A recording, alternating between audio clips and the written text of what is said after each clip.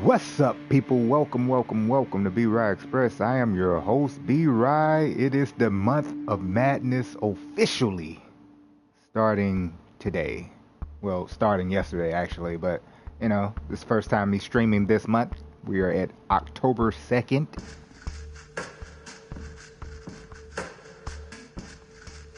And we about to jump into some more Vampire the Masquerade. We gotta finish our food first before we jump into some more horror style video games. So y'all already know what you gotta do. Let me let people know that the stream is live and then get back. Alright? Alright? Alright? Leave a like on the video so you know that this is how it goes, and you know that I like to play the game, and I'm so deaf like Jermaine Dupri, and you know that is me. You can call me B-R-H-Y-B-Rhy on the mic. I'm so fly. Let me stop. I'm getting too excited. But yeah, appreciate y'all coming through. Even before you come through, I appreciate y'all coming through. So yeah, let me let people know the stream is live, and then we can get things going, get things on and popping. Bars, Jim, my friend, what's up? Appreciate you coming through, sis. How your day going? How your week going? How your month going? The month just started, I know, but hope it's off to a good start.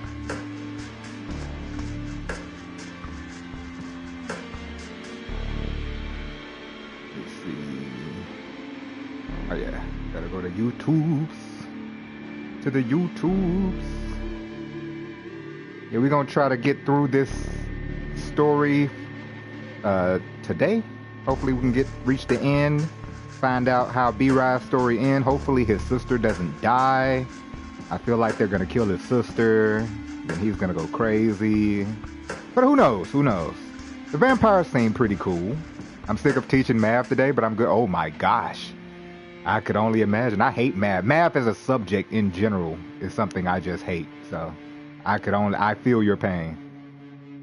I was always an English guy, a literature guy. I made good grades in that. Math, not so much. I had to take a tutor for math.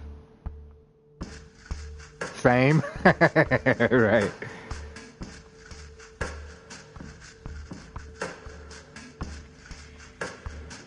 Let me go on and share that. Copy.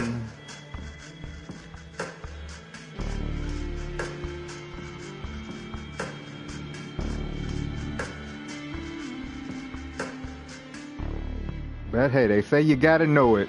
You gotta know your math. I'm still not sure how true that is, but I'll believe them. I'll believe them for now. Night 13, that's right. So we should get through this game today.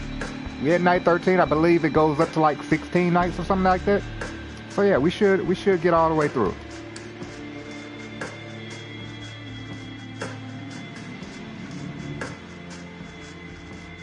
Let me get my voice ready. Me. Sophie suggested you meet. Okay, we ain't worried about Hope. We're going to deal with this nosy reporter. I think we want to do that first. Oh, and we got somebody watching us. Her name is Adelaide Davis. Time to head to Elysium and confront her with Sophie by your side. I kind of want to do that. I kind of want to approach the stalker, find out why she's stalking me, and then I'll help her out with her reporter. Yeah, we can do that. Visiting Elysium with Sophie is always a humbling experience. She connected, well-known, important. You're a nobody. Well, damn, you gonna talk about yourself like that? Anyway, you've always known this, of course, but it's especially apparent when you arrive with her. Everyone notices her, and she drinks it in like it's her birthright. That's Adelaide Davis. Let's go say hello. You spot the woman Sophie is referring to. Adelaide, your stalker, intense, disheveled, young-looking, a Malkavian, if you've understood correctly. As you approach, Adelaide looks at you with an undistinguished hatred. My two favorite people. I love you too, Adelaide. What a name, though. Adelaide? Anyway, Adelaide looks from Sophie to you and laughs mirthlessly. What is mirthless? They using some words that I ain't never heard of. Mirthlessly. The sound is creepy enough to make people glance towards you. I'll never stop. You should know that. I'm relentless. What's this all about? I understand why you hate me, but why hate B-Rhy? Adelaide looks so angry. For a moment, you fear she'll hit you, Elysium or no. As if you don't know. They called me a creep. Well, I mean, look at you. You got blood all here. And eyes look like you ain't slept in... Well, I guess you don't really sleep. But anyway, that's very insulting, especially to somebody like me. Was that when you were creeping, invisible, in my haven? Yes. Sophie sighs. You have to stop. Otherwise, I'll take this to Kadir. And you don't want to see Kadir, you know, he'll cut your head off. Do that. I have friends much more powerful than him. Oh, okay. I ain't gonna apologize to her. For what? I was just scared. What? See, these are stupid responses, these two right here.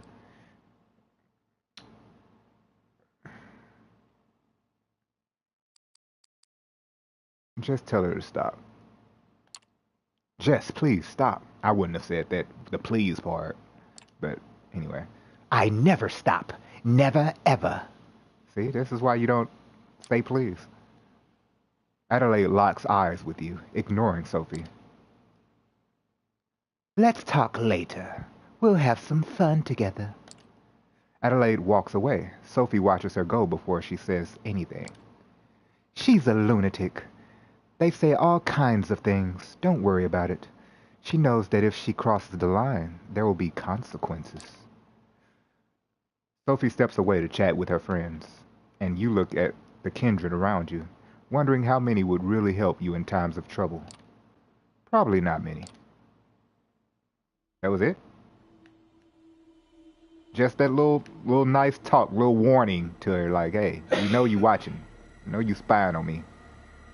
And she's like, I don't give a damn.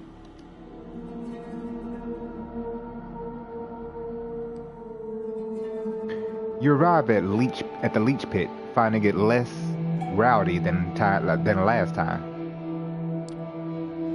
The bar is still packed, but the dance floor is empty tonight. Instead, the old crackling speakers are playing music that would probably sound like noise even on a high-end hardware. Mia is nowhere to be seen, but you do remember she requested that you ask for her at the bar. You approach the bar as the bartender finishes pouring a beer for an older guy in a faded, fraying Iron Maiden t-shirt. She turns to you. What can I get you?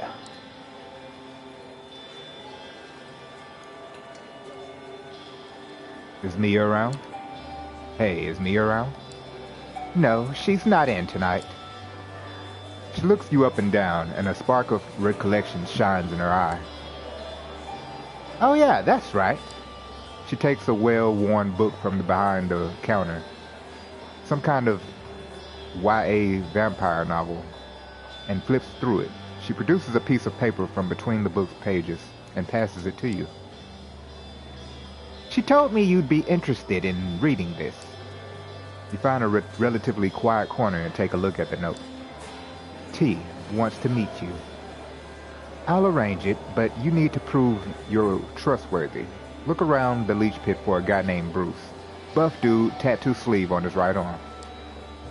I'm 90% sure he's somebody's retainer, sent here to spy on us by the cam. Get me the name of his master and write it on this card, then return it to the bar.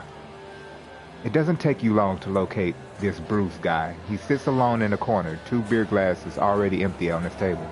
You take a moment to consider your approach. Get him drunk and talkative? I wish I could. Can't do it. Ask for his master's name up front? No, that's stupid. Feeding opportunity? Bar patron? Not really time to speed. Strike up a conversation. The man immediately notices you, but doesn't move from his spot. The other seats are empty. When you focus the blood to boost your attractiveness, it's not just Bruce who notices he's into you. So are other people, doing double takes as they pass your table. Hey, you. Have I seen you here before? It's possible I'm a regular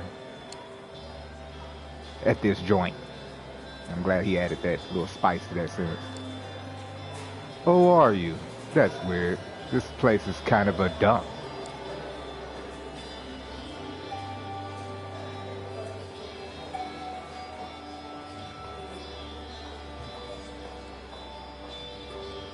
We're gonna be nice. Bruce, he's a big guy. I know you're here because somebody asked you to spy on this place. It'd make me really happy if you gave me their name.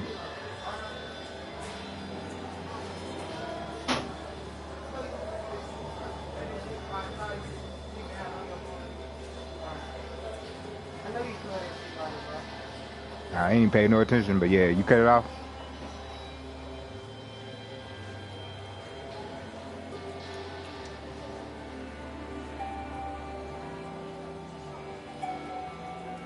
You don't know how to cut it off, just unplug it.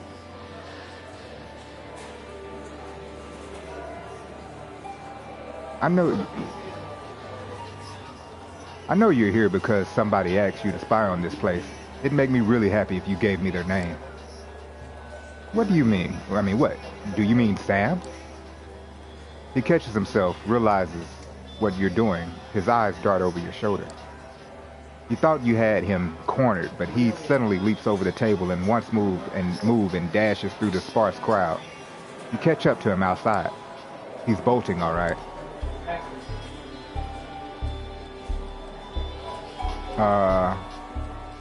That's just...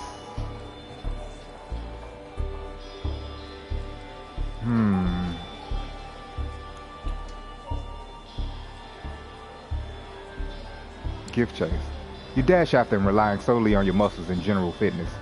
Bruce doesn't seem to care much about the masquerade. The speed he's going at would give Usain Bolt a run for his money.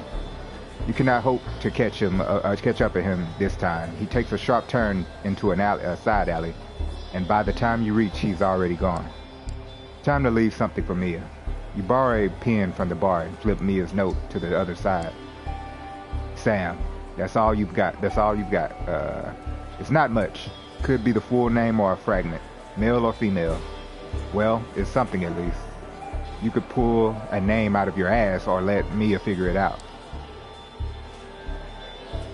I mean, no, we're not gonna just make up a name. That makes no sense.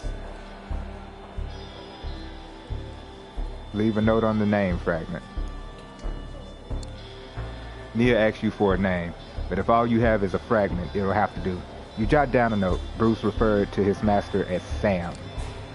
You pass the piece of paper to the bartender. She sticks it back in the same book. Hold on a second. She wanted me to pass something on to you. She produces a cell phone from behind the counter. It's ancient, at least 15 years out of date. Oh, right. And this. An old charger for the piece of junk in your hand. They really did think of everything. She said she'll be in touch. It takes you a moment to remind yourself how to operate this thing, and you find that its phone book is blank. There's no Wi-Fi connectivity and no saved messages. It's got a version of Snake, though. Oh, great, Snake. The greatest game of all time. The bartender is already over at the other end of her domain, taking orders from patrons. With your Anarch contact nowhere to be in sight, you decide to move on for the night. Hopefully your educated guesses based on the scraps of info you've collected will be enough for Mia to call you. I mean, I guess I could have used my powers to catch him, but I didn't know if he was a vampire or not, you know? You don't be knowing. I didn't want to just show off my powers. But I guess I would have been running too fast for anybody to notice, so I didn't really think about that. Anywho, give me 1 second. Let me make sure I'm not burning down the house.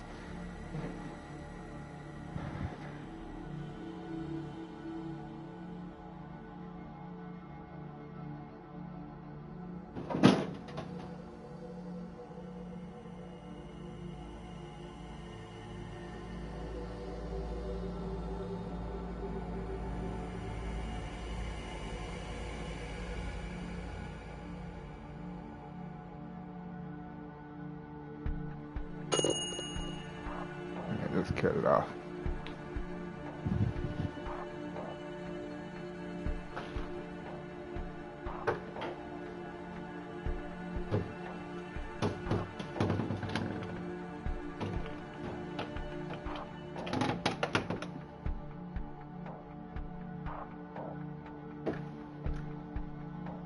Get back.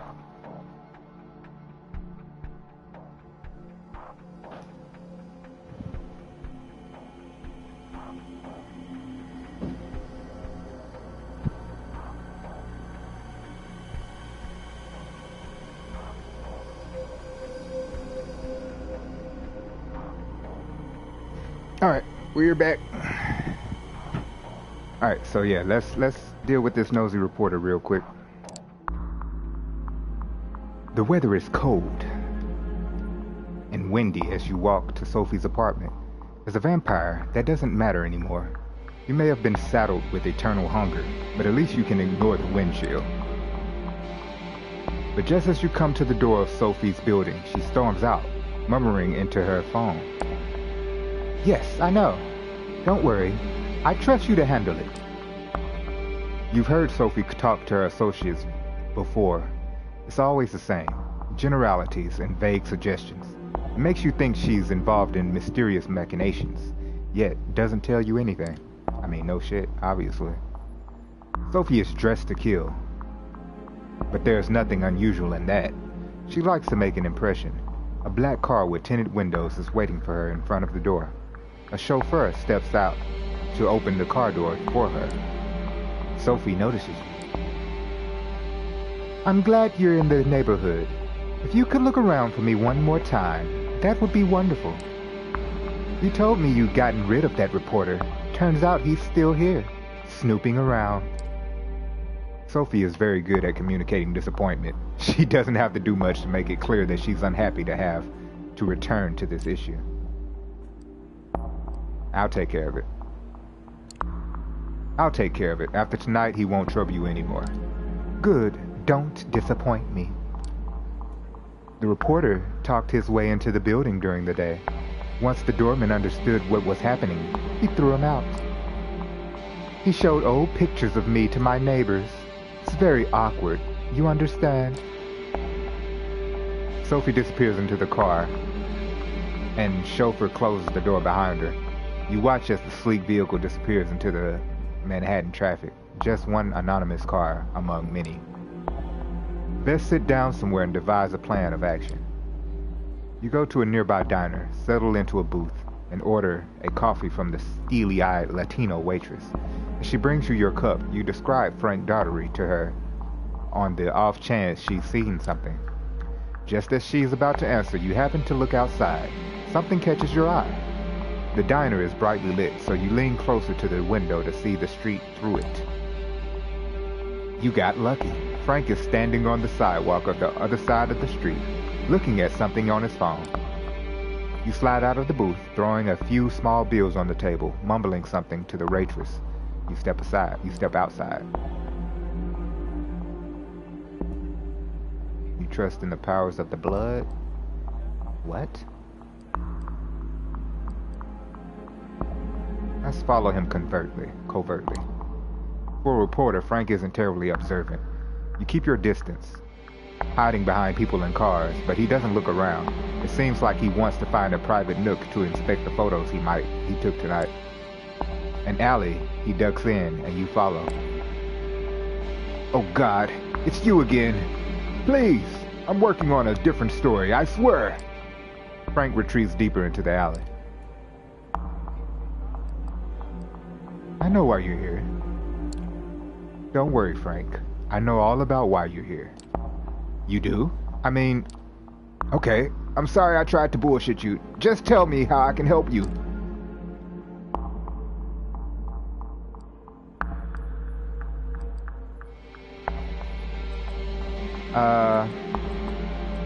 Shall we just press the matter? Yeah. Thought we agreed there's no story. How come you're here? I thought we agreed there's no story. Usually when someone says there's no story, that means there is a story. I just couldn't let it go. Look, I don't want any trouble. I can see that you're serious. There is something to Sophie Langley. I think you know what it is. You take a long, hard look at Frank Daugherty. He's a tenacious man, but not brave. After the last time you met, you were sure he had been dealt with. Where did he find the courage to come here again?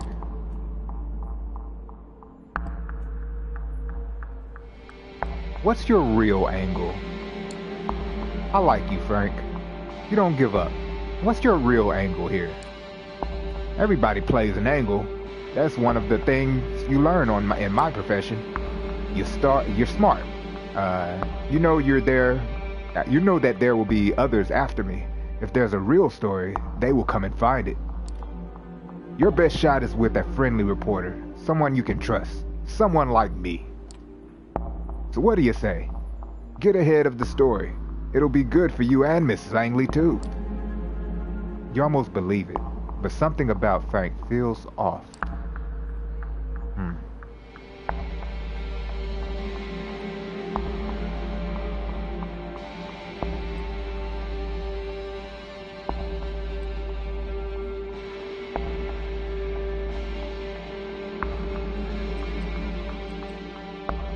I think we should just go on and use our powers on him. Because I don't trust Frank. He's a liar. So yeah, we're just gonna throw our little powers out. You don't say anything at first. It's easy to dismiss Frank as a joke, a has-been. Yet there's something beneath his talk. Another story. A moment of silence is all you need for your mind to presence to properly register in Frank's mind. He's too weak-willed to resist. Someone's leaning on you, Frank. Come clean. What? No, absolutely not. Frank's voice sounds shrill. You know you got it right in one guess. Sometimes I just need some extra money, that's all.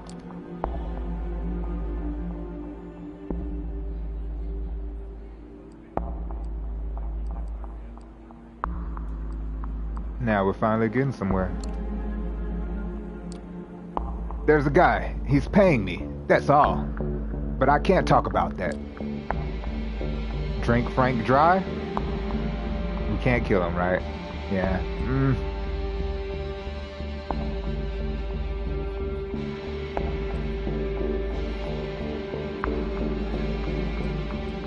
We can make him work for us. Keep him off.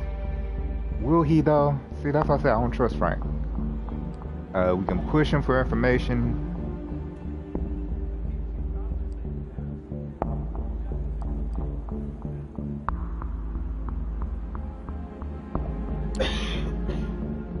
Tell you what, Frank. I'll make this easy for you. Work for me and I'll make your life easier. I want to know who's after Sophie Langley, and you can get me that information. Who knows, maybe this will become a long-lasting and lucrative relationship. Frank is taken aback by your suggestion. Still, he clearly needs a friend.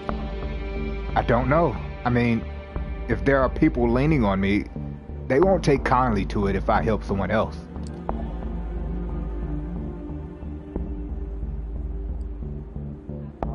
Let me help you, Frank. See, I'm glad I already said it. I suppose I shouldn't say no to that. Tell you what, next time something comes up, I'll give you a call. Maybe I'll have something you can do for me as well. Oh, and see now, Frank?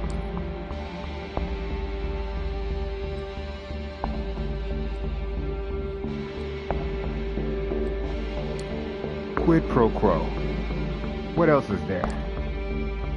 I am a pro. Frank hesitates for a second as if he was going to say something more. He takes one last look at you, turns and leaves the alley, disappearing into the crowd. If you're left wondering whether that was a good choice. Frank is not reliable, that much is clear. But perhaps you can benefit from him anyway. Isn't that what the kindred do? Play people and turn them into puppets?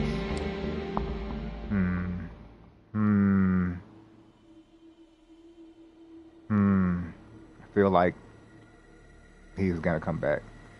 And Sophie's gonna get mad. Then I'm gonna have to get mad. And probably kill him. Who knows? A piece of paper is sticking out of your mailbox. It's a computer printout, a note, and a screenshot from Google Maps. It reads, "Meet me at the indicated spot tomorrow at 10 p.m. I'll pick you up and we'll take it from there." No signature. The place marked on the map is the lookout point between Pier 1, just next to Brooklyn Bridge. You check the phone that Mia passed on to you. No new messages, no missed calls. It's all a bit fishy, but there's one way to find out who addressed this to you. Looks like tomorrow evening has been planned out for you. Give me 1 second. Dog is always barking. That's why I shut the door. Move.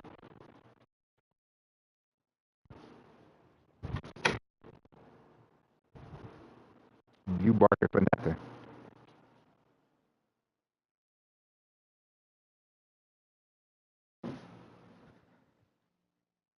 Alright, we back. Oh, we're getting right through the days. Okay. You go downstairs as soon as you wake up. One more glance at the phone, but no news from Mia. You take the car down to Brooklyn, park on Front Street, and approach the meeting spot cautiously. A figure about Mia's size is standing there, dressed in an oversized jacket and looking out towards Manhattan. As you approach, you can hear her muttering something. It is true, but I do not think it true. If I do not think it true, then it cannot be true. And if it cannot be true, then...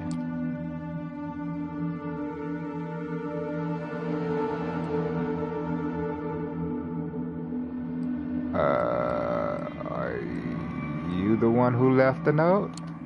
Hey, are you the one who left the note at my apartment? The woman turns around. It's not Mia. Whoever it is, you have never seen her before. She looks perfectly plain and unmemorable. Damn. The ink on the paper did the message leave. The ink on the paper did your face here bring. Okay, you and these riddles, lady. Speak some English. Speak English! You turn around. 3 men, all of them burly and threatening, approach you. One of them takes the lead. So, you got the message.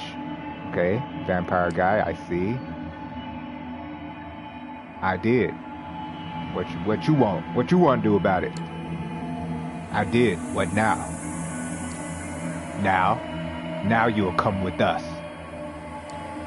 The boss wants to meet you.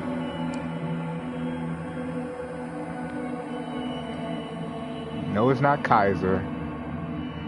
I can't remember who Callahan is. Maybe it's Callahan?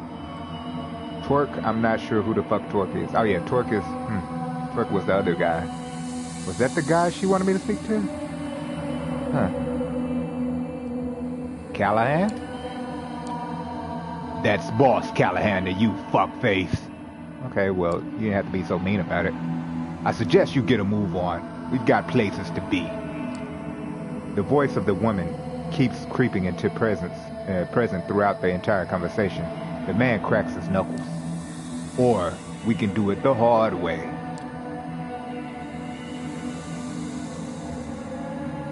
No, we're gonna go. We're gonna see what his boss want. Yeah, okay. I'll go with you. Smart. They lead you down the pier and onto a motorboat. The engine starts. Put this on. He points to a cloth sack. One of the guys is holding you down. The woman is still there, whispering to herself. Somehow you hear her voice clearly in your head. It becomes a nagging suggestion to put the sack over your head. You don't really want to do it, but your hands go through the small motions all the same. It takes 15 minutes or so to reach to your destination, you think. The engine dies down, and you're led on shore, and then further, up an incline and through some overgrowth. 10 more minutes of walking, maybe, until a deep voice reaches your ears. Vincent, my dear boy, why the hood over our guest's face? Well, boss, I thought... No, that will not do. How many times do I have to repeat myself, Vincent? You don't have to think. You have to listen. and do what you're told, yes? Yes, boss. Well, take that ridiculous sack off their head, will you? Hold on 1 second. This dog, damn dog.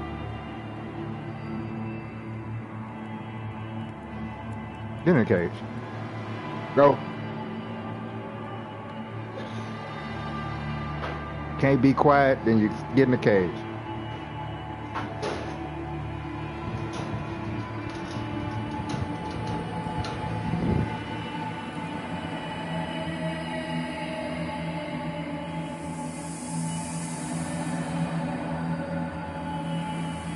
The hood comes off. The owner of the deep voice is a curious sight, dressed in what can only be described as Victorian clothing, with a monocle and graying red hair. Is this Callahan? Apologies for Vincent's unacceptable behavior. He can be a little thick sometimes. Isn't that right, Vincent? Yeah, boss. Sometimes a little. I believe you already know who I am. You're a dumb-looking mother... I ain't gonna... That's rude. That's rude, but a great answer. A great answer. Your boss, Callahan. Right you are. And I'm guessing you know my role in this city. I represent the Anarch movement, while you... not quite sure what you represent. I've invited you here to find out. Now let me make myself perfectly clear. I am disappointed in you. Truly disappointed. But I arranged this meeting to allow you to make amends. First, though, I have to make sure you understand what your infraction was. So, do you know why you're here?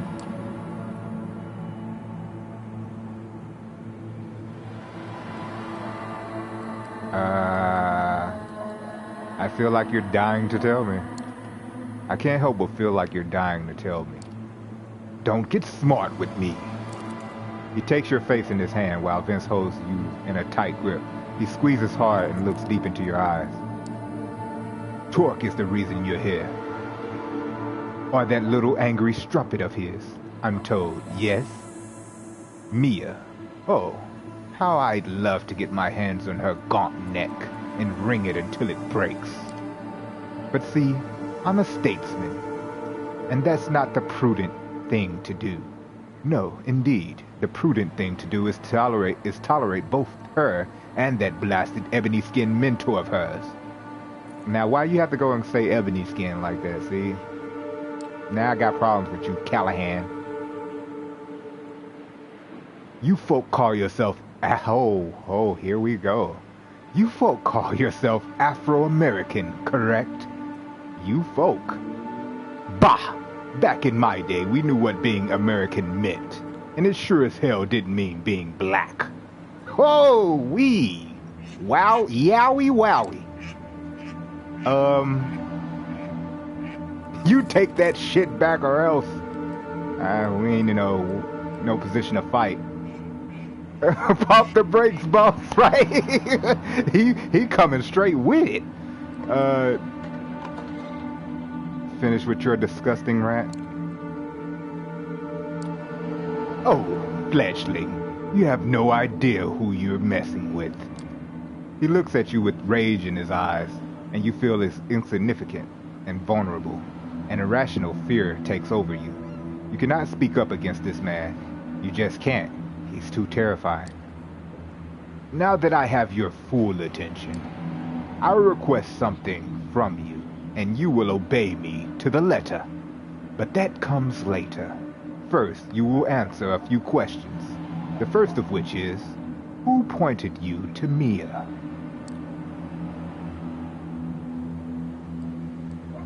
Sophie made me do it! I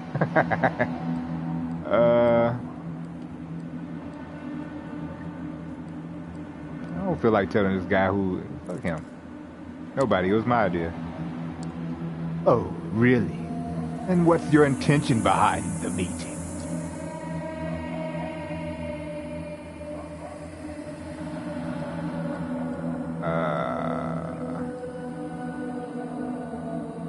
I wanted to contact Torque. I had to go through Mia. Ah, yes. The so-called veteran loves to use petite girls to hide behind, I heard. That would check out. What did you end up discussing? You asked too many questions. I wanted her to explain the anarchs to me. Wanted me to do her a favor.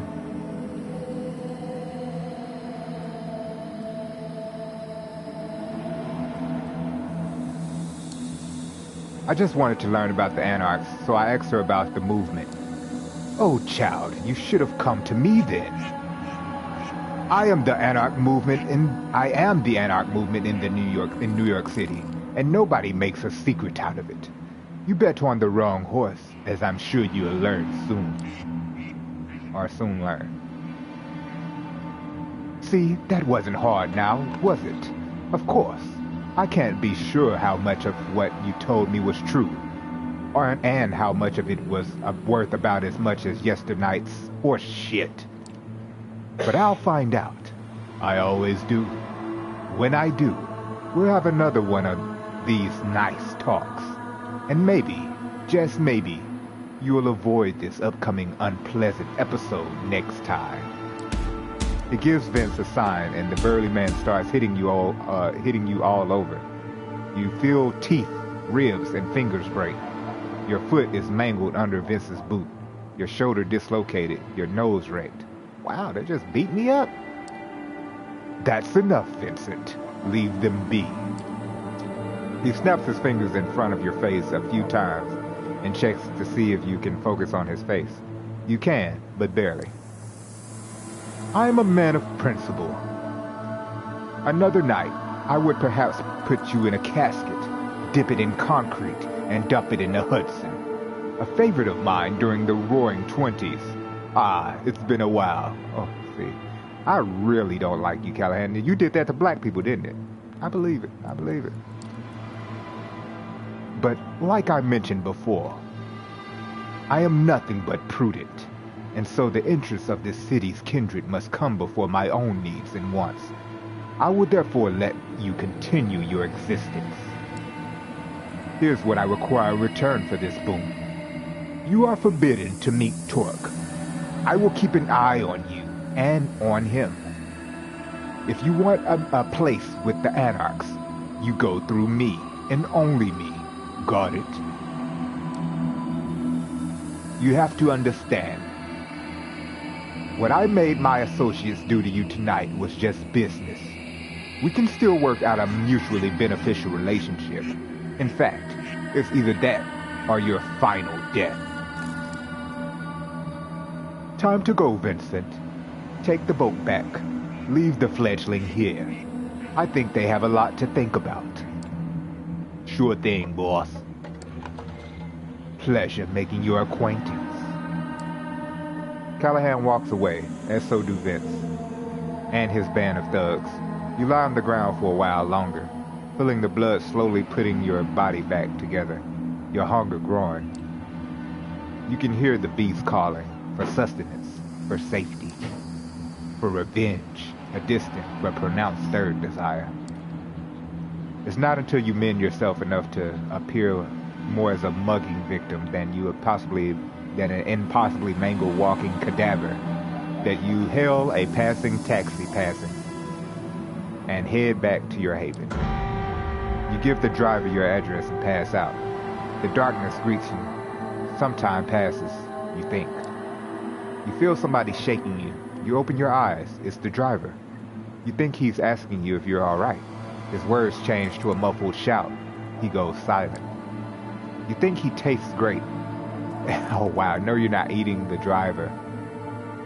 As great as a tired, caffeine-pumped taxi driver with high cholesterol can taste. Warm blood pours down your throat and flows into your limbs, mending them. He's growing cold, but you still do not have control. You are still observing, not acting. Your body is not yours.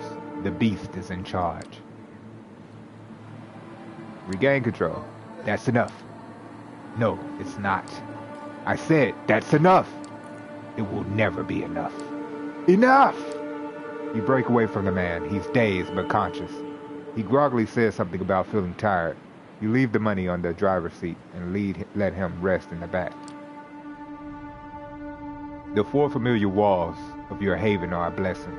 The beast inside you keeps nagging, but you have reined it. I can't read. Reined is the word, not reined.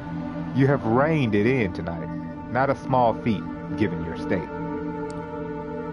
You're still weak. You're still not quite mended. You need to rest. Tomorrow, you will have to feed again. Tomorrow, you will have to consider your next move. Callahan is not the kind of man who quits, but tonight, you rest. Great. We had to deal with a racist vampire. With money. Waking up tonight feels different for two reasons. For one, you are pleasantly surprised that your body mended reasonably well while you were resting. It comes with a caveat though. The hunger you feel is pronounced. The beast like a black dog on the edge of your vision, following you.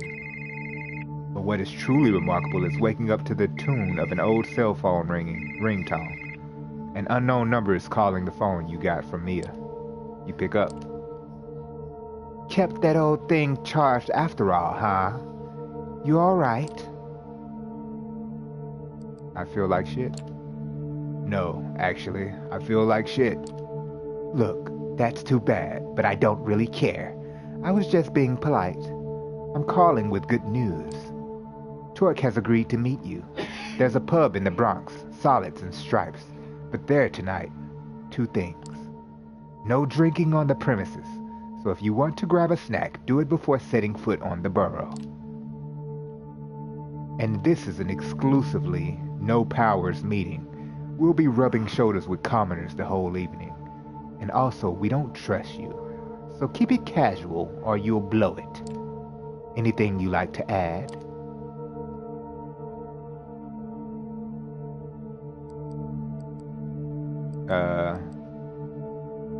We should expect company.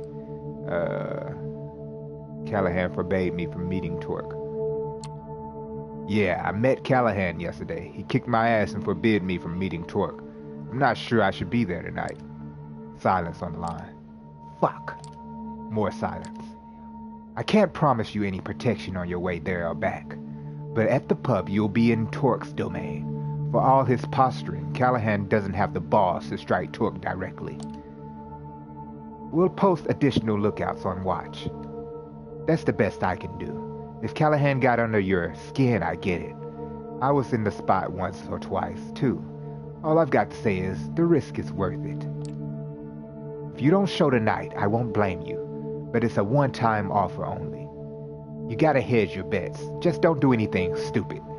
You meet with us tonight, it better be in good faith. She ends the call. First things first, you take the subway to York Street Station. Walk to Front Street, retrieve your car, and weigh your options while driving back to your haven.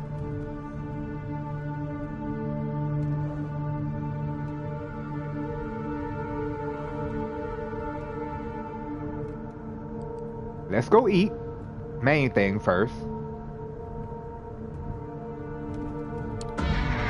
You've been doing this for a good few nights. You're getting a feel for it. You're learning what kind of predator you are and what kinds of blood you crave.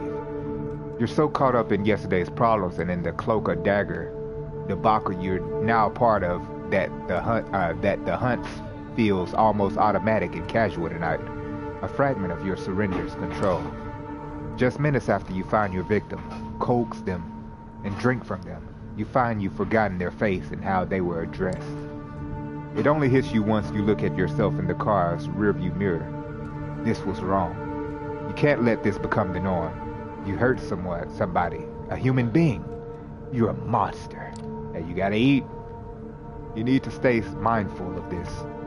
You're a monster, but unless you let yourself off the hook, you can hold on to your humanity and not let yourself slide down this spiral. Instead of clearing your mind, this clouded it further, and you are still no closer to a decision. You're gonna drive around before going to the meeting. they're probably following us. You do intend to visit Torque tonight, but you decide to drive around a bit first. Something tells you there might be somebody telling you. It sounds sensible to try and lose them. You spend a good 2 hours looking into your rearview mirror and driving all over the city before finally driving to the Bronx. You take some basic precautions as you enter Torque's turf. You park a few streets over from where the pub is and walk towards it while keeping an eye out for anyone suspicious. That kindred, for the most part, look no different than regular people. Makes things complicated, of course. If you're being followed or watched, it's going to be hard to tell. You reach the pub, shoot a final glance around. There's nobody suspicious around as far as you can see, and open the door. The smell of cigarettes is overwhelming. The whole place has an aura about it, a constant fog hanging right under the ceiling. The lethargic fans do nothing to disperse it. The constant crack of billiards balls and clinking of glasses tell you all you need to know about the clientele. Not a very vampiric place at all. You're wondering if you got the address right. You apparently did. Mia's here. She motions you over to one of the few tables around. Took your sweet time to get here. What? Got cold feet? Never mind. Anyone follow you?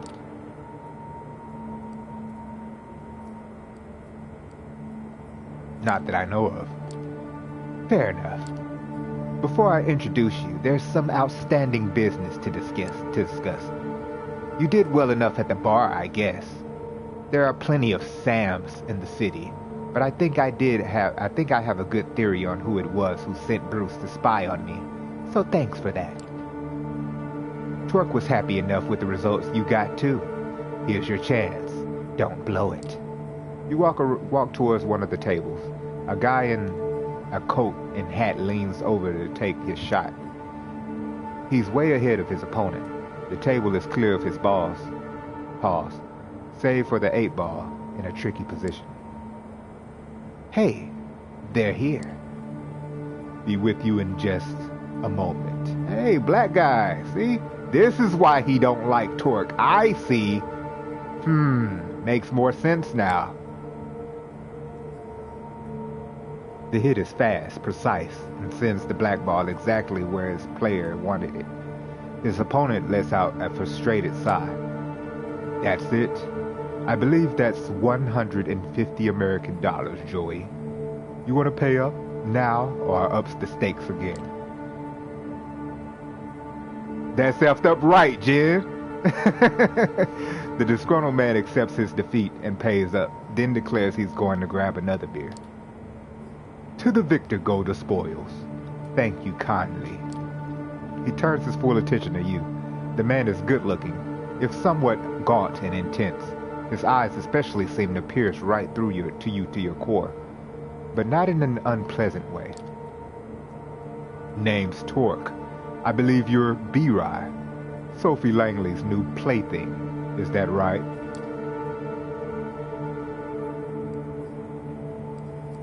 How does everybody always know that? You EnterAction too. How does everybody always know that? Word travels fast when you care to listen, fledgling. We wouldn't be talking tonight if I hadn't learned that a long time ago. Forgive my being real with you right off the bat, but I like to know who it is I'm dealing with. So here's something that I've been scratching my head about. If you're with Langley, and Langley's cam through and through, I'm told what it is you've come to accomplish here tonight.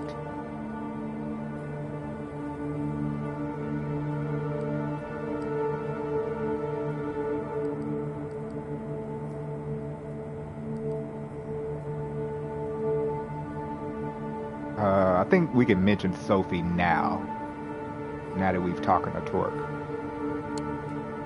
Sophie Langley wants to meet with you. Don't ask why, she didn't tell me. She just said it has something to do with gathering allies against Boss Callahan. I'm here to arrange that meeting. The fuck? I knew nothing about this. They lied to me. Mia's furious. She was looking at the pool cue and at you as if she was figuring out the best combination for the two. It's fine. I appreciate the honesty. Even if you weren't straight with my second in command, that I don't appreciate. Well, well, well. Ain't that an interesting proposition? You can't be serious thinking about meeting with Langley. She's hardline, Cam. It's a trap. It must be. It just might be. It just might. He looks at you, pierces you with his unnaturally keen eyes. He's about to say something when a door opens at the back of the room. Torque looks like Snoop. He does look like a little bit like Snoop Dogg. I agree. Hey, Torque, you, got a guess. They're in the back. Mia, won't you be a dear and keep our new friend company? I'll see what the commotion is. Sure thing. Torque tips his hat to you and walks to the back, joining the man who called for him. Mia glowers at you, this time weighing one of the pool balls in her hand. She looks like she has a half a mind to chuck it at your face. You gotta be quite happy with yourself, bluffing your way in here.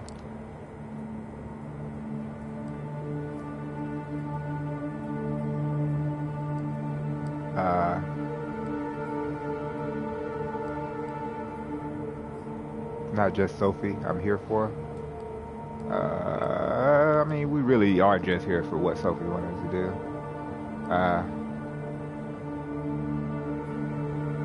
Let's just say it. It might have started as a task from Sophie, but I'm glad I can meet you and Torque. Don't hold that against me.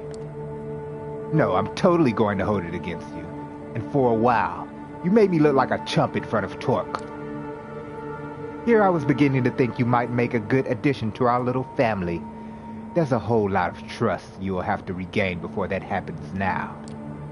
Torque appears from a door at the back and calls across the room. Yo, Mia, can I grab you for a second? B-Rhy, get over here too. He definitely looks like Snoop Dogg. Alright, he looks like Eddie Murphy from Vampire in Brooklyn. That reminds me of him too. You go to the back of the room. It's basically a storage area with a single wooden desk. It's pretty cramped, especially considering there are 5 other people in there with you. Torque ushers you in and closes the door behind you and Mia. 2 burly dudes are holding somebody down. A familiar voice reaches your ear. Motherfuckers! You're gonna pay for this. You hear me? The boss is gonna fuck you up so bad you have no idea. Have you had the doubtful pleasure of meeting Mr. Cerruti before, B-Rhy? Yeah, we met yesterday. You're fucked. You're so fucked. You don't even know it. You stupid piece of shit. I should have ended you yesterday. The boss told you to stay away. You should have listened. That's a story and a half, ain't it? Vince, calm down now and tell me how many of your guys are still out there on my turf, Go fuck yourself. You're done. The boss will know this stupid piece of shit fledgling came here. He knows they're with Langley. You know what that means, Torque. No, I don't. What does it mean, Vince? Now the boss can wipe you out. He'll just say you're sucking Langley's tits. And all those buddy of yours, gone. You're done, Torque. Well now, if that's the case, I guess ridding NYC of your toady ass won't make any things any worse, will it? Actually, there's an idea. Vince mentioned that he beat you up yesterday. Did I hear that right, B-Rhy? You want to repay the favor? Oh, this would be great. Gladly. Go right ahead. Steak Vince? Hurt Vince a lot? I mean, nah, we ain't gonna... Dude, should we kill him? Should we just go on and kill him? No, staking ain't gonna kill him, it's just gonna paralyze him. So yeah, we'll just hurt him. You hit Vince once or twice. Twice, he's chuckling in the beginning, but you focus your blood for some extra oomph and keep hitting him again, more, until he stops laughing. He's bruised, battered, and broken. The 2 Anarch dudes let go of him and you kick him some more while he's on the floor. You only stop when you hear Torque's voice. Enough's enough, B-Rhy. He takes an old pool cue and breaks it over his knee. Stake him and take him downstairs. Let's keep Callahan guessing about what happened to his favorite puppy. Mia takes the sharp piece of wood and jams it into Vince's chest. His features grow slack, his entire body inert. He doesn't even give out a yelp. The other two anarchs take him out of the room. As entertaining as that was, I think Vince, in his unmatched wisdom, shared more than Callahan would hope for. This changes things. Ever heard of Operation Lights Out, B-Rhy?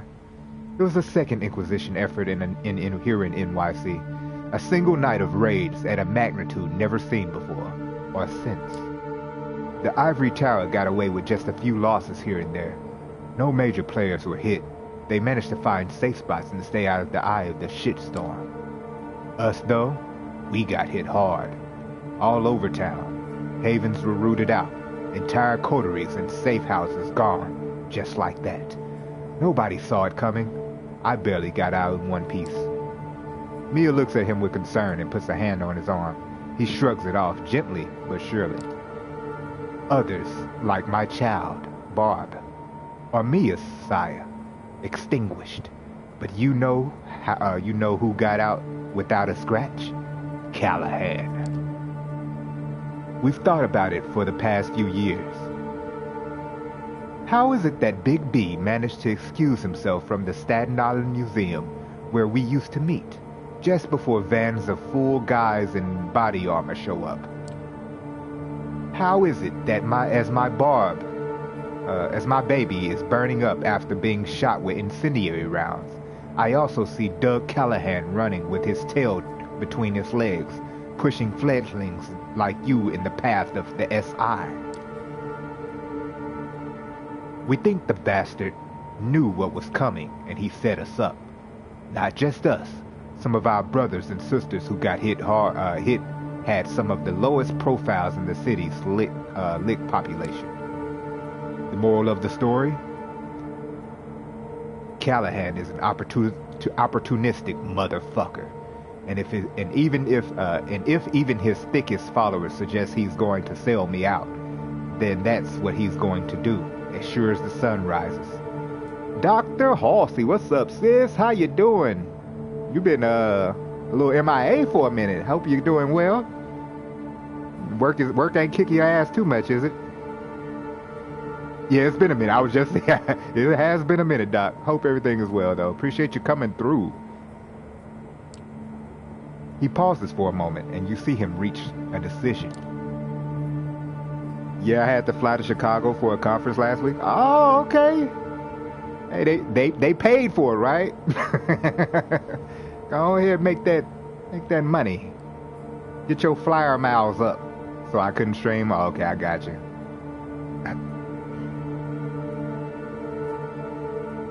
Yeah, they paid great. That's what I like to hear. I'm at this juncture, but now's going to be as good as a time as any to listen to what she has to say. I don't think that's wise, T. Well, what would you have me do then? You said it yourself. It's all this fledgling's fault. They brought this on us. So let's use them as a bargaining chip. Callahan wants them. Langley needs them. They're valuable. I'll probably finish MK1 this week. Okay, great. I'll probably start MK1 this week. I haven't even started on the story mode yet. Still. I'm thinking of doing it on YouTube though. You didn't have any problems streaming it on YouTube, did you? Like anybody blocking you? Like, I mean, you know what I mean? YouTube giving you the problems about showing all the gruesomeness?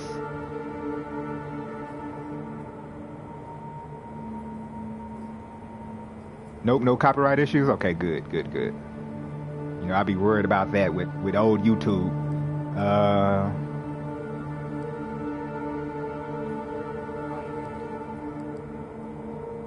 Me valuable? No age restriction either? Okay, good, great. I was like, maybe we're not big enough to get the age restrictions. I be hearing about people getting age restricted on Mortal Kombat games and stuff. Like maybe we're just not important enough just yet. No, you're wrong. I'm just a pawn. That's why Sophie sent me here. Plausible deniability and all that. I'm expendable. The realization that you just summarized the entirety of the last 2 weeks or so hits you hard. Nah, they agree. They agree restricted me on a game that I streamed that I had some unexpected nudity. Oh, okay, age restricted. So they will do it. Okay, I got you. Well, yeah. Well, I know all about the the unexpected nudity, thanks to what was that game? The other game that I played a good while ago. I still got a strike down on for that. Well, a warning is not a strike. Heavy rain. Yes, that exactly, Doc. That was the game I was playing. So we have the same age restriction for the same game. I was like, Jesus. The realization that you just summarized the entirety of last week. Yeah. Fuck. The man puts his hand on Mia's shoulder. She calms down a bit. We're afraid, B-Rhy. But then, what else is new? It's a paradox, being who we are. The hunter one night, the hunted another. Masters of the night, slaves to dawn. A duality to everything. Mia, I understand your concern, but I need you to trust me like you did before. This is my call and my responsibility. You can give me shit about it later, like I'm sure you will. Count on it. He smiles, then takes on a no bullshit look and points at you. 3 conditions. First, you come pick me up, personally, and bring me to the meeting spot. Anything goes sideways, it's your ass. Second, Mia's coming with me. No 2 ways about it. 8 eyeballs in the meeting. The 2 of you, the 2 of us, nobody else. And third, the meeting is in public. Downtown, some spot frequented by mortals. We see you take us anywhere fishy. We check out and fuck you up as a message to Langley.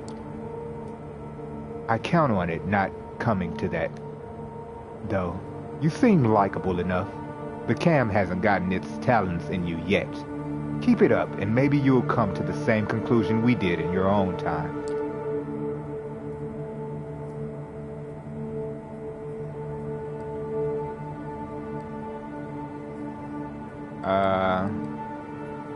Now repeat your conditions to Sophie. I'll make sure to repeat your conditions to Sophie. You do that. But best be on your way. Ask for me here when you need me. The bartender knows how to get in touch. Just ask him to put the owner on the line. Mia walks you to the door and accompanies you to your car. Listen, about what I said before. Yeah, what about it? I panicked. That's all that was. It was unfair, what I said. If anything, it's my fault. I'm angry with myself, and that makes me angry with you. Ah, forget it. See ya. She starts walking back to the bar as you start the engine and head back to Sophie's apartment. Time to give Sophie the good news. She welcomes you as openly as ever, clearly excited to see you, and for what news you might bring. Good evening, B-Rhy. How is your task going? You have something for me, perhaps?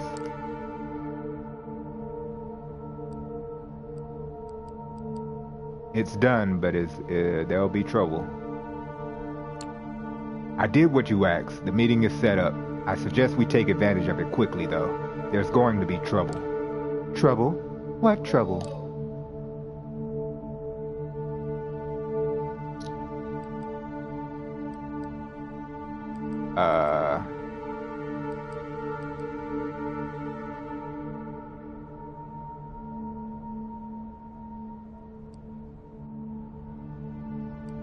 Which one should I tell her? About the goons? I guess that doesn't matter to her. Boss Callahan's goons grabbed me yesterday and forced me to meet with him. He was very clear that I cannot be seen talking to Torque, or he'll have me killed. I went and did it anyway. I appreciate your dedication. I really do. I'm sorry if it got you hurt. Thank you for following through. Well, let's hear it. What did Torque agree to? You relayed the Anarch's leader's conditions. You are to pick him and Mia up. The meeting should only include the four of you, and it should be held in a public space. Those are all fair enough, although I do worry about that Mia character. Tell me, do you think she's trustworthy?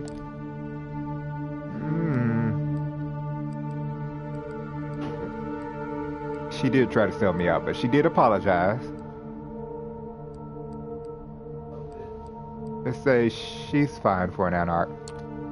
I met some Anarchs over the past few nights. She was one of the more agreeable ones. She's fine, I guess. I see. Very well. As for the place, I wonder if they would agree to meeting in the Hudson's yard. The vessel? Plenty of tourists visit that place, but if we go there after midnight... She seems to have made up her mind. Yes, bring them there tomorrow night. Look for me near the top level.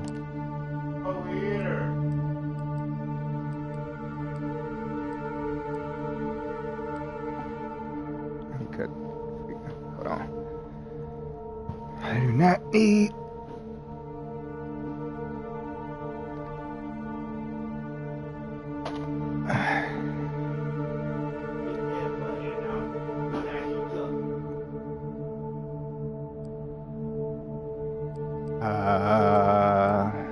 She probably won't tell me what they will discuss.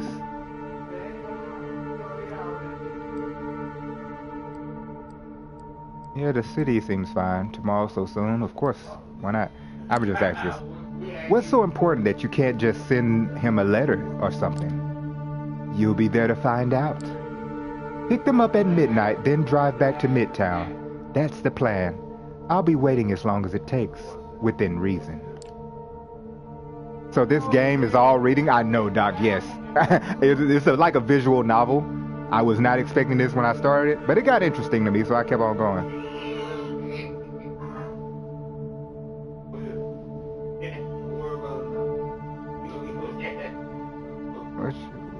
What?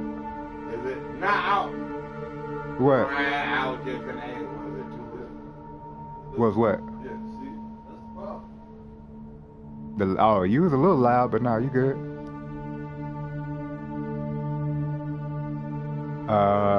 Let's see.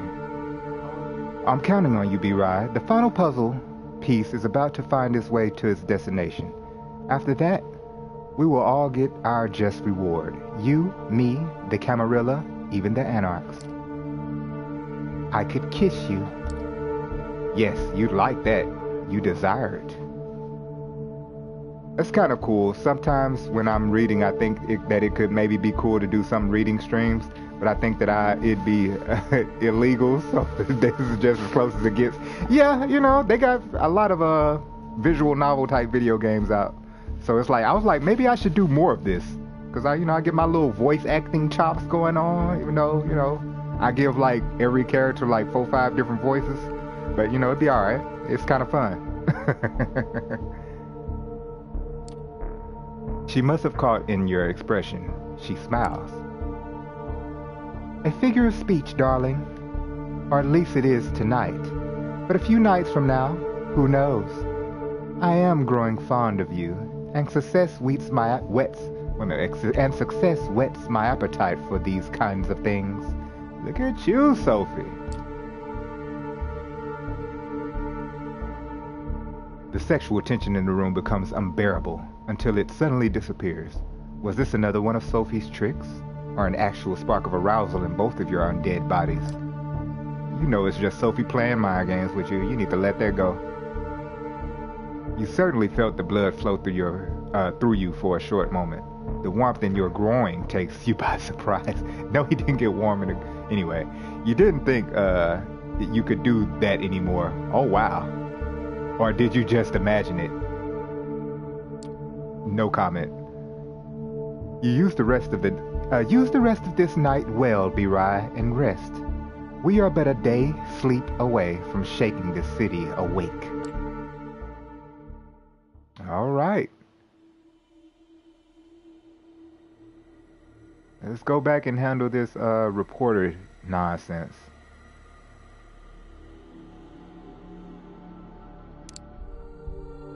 Visiting Sophie's Haven, the doorman stops you. You've been here enough times that he recognizes you and says there's a note left for you. Ask about the person who left the note, and the doorman gives you a description that can only be Frank Daughtery, the reporter. Once you get the note, you step aside to read it. I have what you asked for. Everything. All the details. This is crazier than you can imagine. Come meet me at the Beautiful View Motel in Queens. I'm waiting for you. The note is unsigned. On impulse, you return to the street. You didn't have anything important to do with Sophie anyway. It would be much better to come back with real information. Stepping into the Beautiful View Motel, you can't help but think that the name makes promises that the building fails to deliver. Outside, there's nothing but an ugly parking lot, empty, the paint marking the parking spaces almost completely worn out. Standing in the lobby, it feels like there's decades worth of stale cigarette smoke. You're happy not being able to breathe anymore. The furniture looks like it was picked up from a yard sale in the 60s. There is something appropriate in the grubbiness of the surroundings. They fit the image you have of Frank perfectly. It's appropriate to find him in a place like this. You nod to the old woman manning the reception desk. She seems totally uninterested in what you're doing. Her eyes glued to the small TV perched on the desk. A cop show. Walking deeper into the motel, you find the lounge that might have aspired to a kind of lavish comfort in its glory days. Now it just feels sticky, like you need to wash your clothes afterwards. Frank sits on a bar stool. There's no bartender, but Frank has a shot glass in his hand. He looks even sweatier than usual. Frank fidgets with the glass in hand as if he wanted to give a good impression but couldn't suppress a nervous tick. I hope you're ready, because I have everything you asked for. Frank Daughtery is a professional, after all. Yes, indeed. They try to smear my name, but I get the story. You look nervous. You'd be nervous too if you've been fucked over as many times as I have. Once they think you're a bad guy, they'll just start making up lies about you. It doesn't matter what's true and what isn't. Frank seems to be in a strange mood, hard to read. Maybe it's just the alcohol speaking, but something is off about him. That's just... So what have you got? I think I'm depressed. I've been a long time. It's just so hard. The work is in my blood. I got to be out there, chasing the story. You're not sure you can get anything out of Frank. He's throwing himself a pity party and decided to invite you. Who's that walking in the background? You see it in the screen? You decide to try one more time.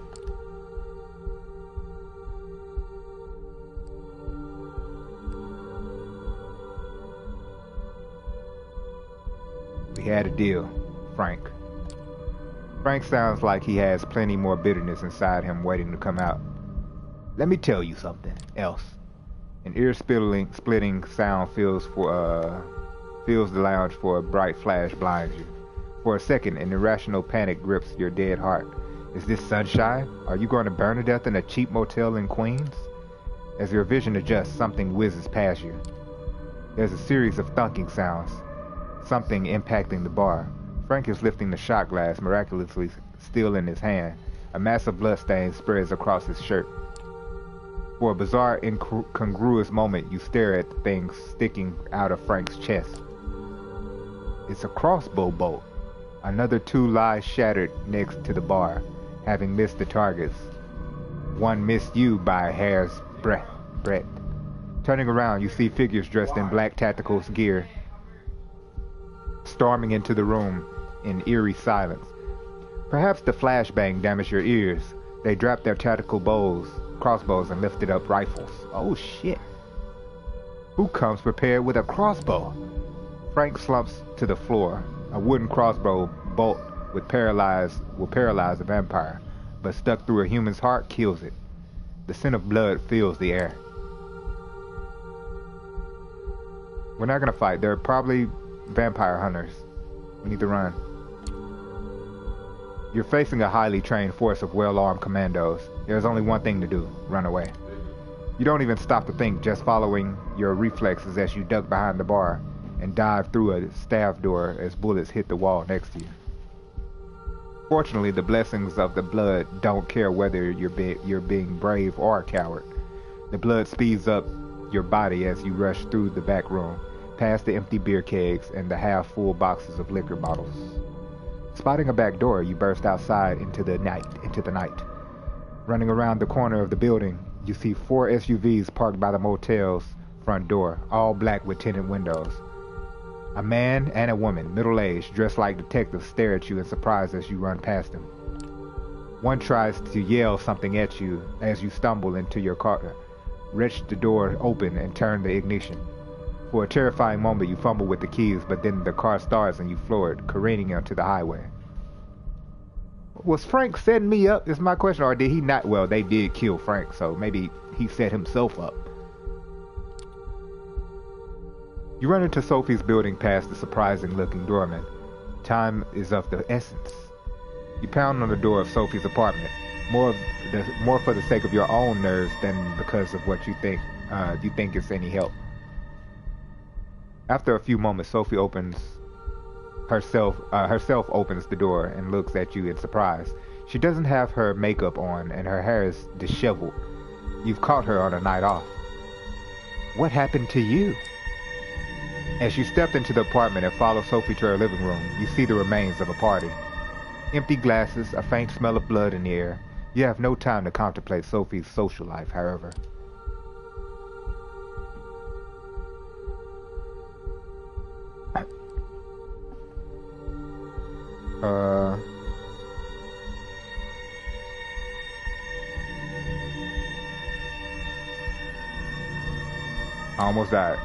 I almost died, Sophie. They tried to kill me. Calm down, otherwise you're no use to me. Sit down and stay calm. I'll check whether this apartment is still secure. You sit down, suddenly conscious of the vast gulf in experience between you and Sophie. She managed to stay alive for a very long time and knows how to survive. You only hope that you'll survive along with her. For the next hour or so, you sit on Sophie's sofa, answering minute questions about Frank and the commandos who assaulted you. At intervals, she makes murmuring phone calls to mysterious contacts. After a longer while, Sophie lets you go. You should be safe. And more importantly, I should be safe too. I've taken measures to secure both of our havens, but keep your eyes open nonetheless. You leave Sophie's apartment wondering whether you'd survive another ambush like this. See, that damn Frank. See, he got what he had coming though. I don't feel bad for him. He could have just left the whole situation alone and he'd be alive. You wake up. This is not your haven. It's a cramped space. You try to move your arms and find that they are tied to your body. You can barely bend your legs. When you try to stretch your neck, you hit a cold ceiling. You can't quite believe it, but this is a coffin or something close enough to it. It vibrates slightly, but you can't hear any sounds coming from outside. It's entirely dark. Oh, did Mr. Callahan get me for real? Sharpen your senses. You focus and divert your blood to boost your senses. You begin to deduce some details. The vibrations means you're in some kind of transport, maybe a car. You can just hear the suggestion of an engine hum. The cold interior is metal, for sure. More sounds that you try to focus on. A male voice, indistinct. The crackle of a radio. The brakes of a car, an impact. The container jostles about. The car door opens violently. You hear a gun being cocked. A panic scream. Operation compromised. Engaging blank bodies. A deafening shot rings in your ears. Dazed, you return your senses to their normal levels. The ringing continues. The lid comes off. What the? Well, I'll be damned. The shifty fucker delivered the goods. What's up, D'Angelo? Agathon, too? Do we have them? We gotta scram, and fast. Follow us. Seeing their faces is surprising, even more so in these circumstances. However, you realize the immediate danger and follow your companions out of the car and down the street in North Bronx. The van has crashed into another car. A familiar face, that of Kaiser's ghoul, Jackie, stumbles out of the wrecked sedan and slinks away into the darkness before you can call after him. The three of you jog away toward the line of the trees and take shelter under some branches. Just as you hear a chopper approaching, its searchlight illuminates the wrecked van and moves towards you. Lay low. D'Angelo does his disappearing trick and vanishes from sight. You look to Agathon, who seems to be fiddling with a pocket mirror. He breaks it and suddenly disappears from sight. You're left alone with just seconds to make your move before the spotlight finds you.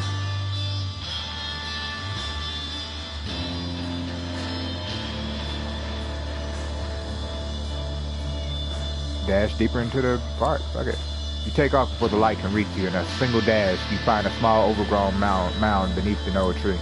You realize you didn't have to run that far. The searchlight passes through where you were standing just seconds ago, but doesn't actually reach much further than to the park.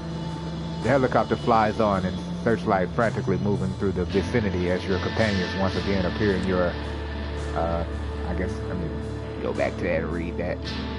Here in your proximity. Okay. Nice job, kid. They seem to be moving on. Come on, before the SI fuckers change their minds.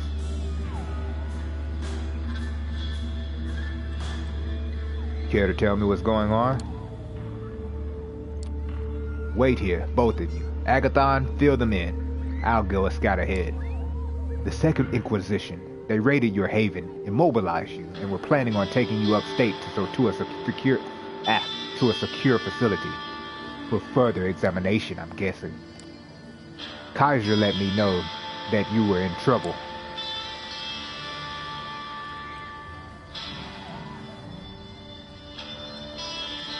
What about Sophie? Is she safe? They hit my haven. Then what about Sophie? Is she safe?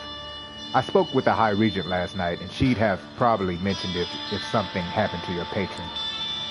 Hey, I saw Kaiser pull up. Come on, time to blow this joint. Kaiser's familiar car stops nearby, and the back door opens. Your allies usher you inside and join you. Being inside this mobile fortress, you never felt like a relief. Until now. Hey, fletchling, miss me? Not really, but I'm glad you're here. No, not really, but I will say this. I'm glad you're here. Well, I'm not overly fond of breaking licks out of covert SI transport, so I consider this an investment. You are here now, only because I told your van you were in. A one-way ticket to Hurtville, Pennsylvania? Wow. That was pretty lame, Kaiser, but I'll let you go because you're old. I broke you out as a favor. Now you owe me big.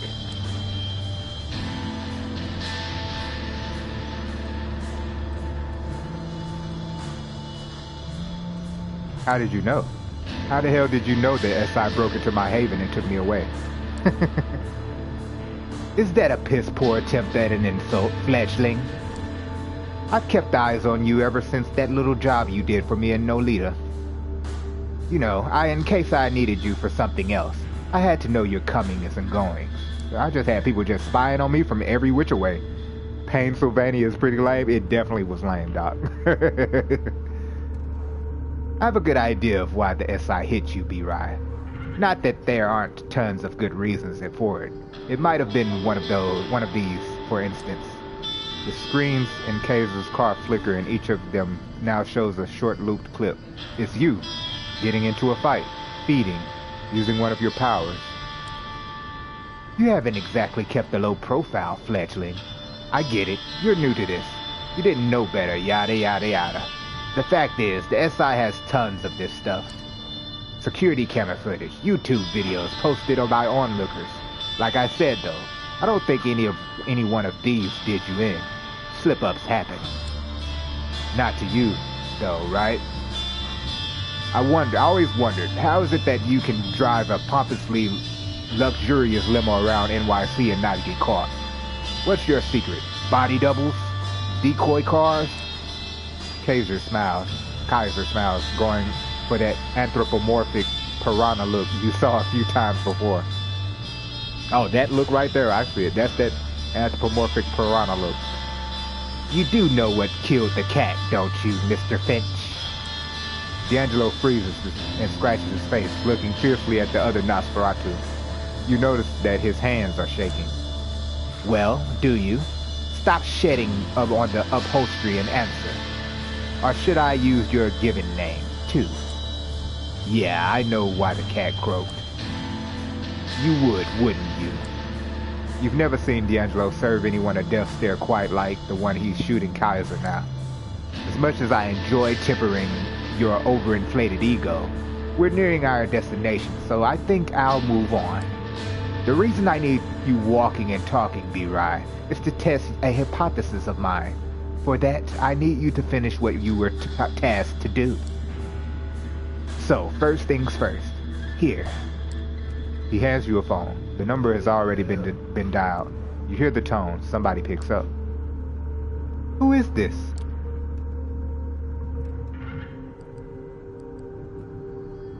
It's me, Sophie.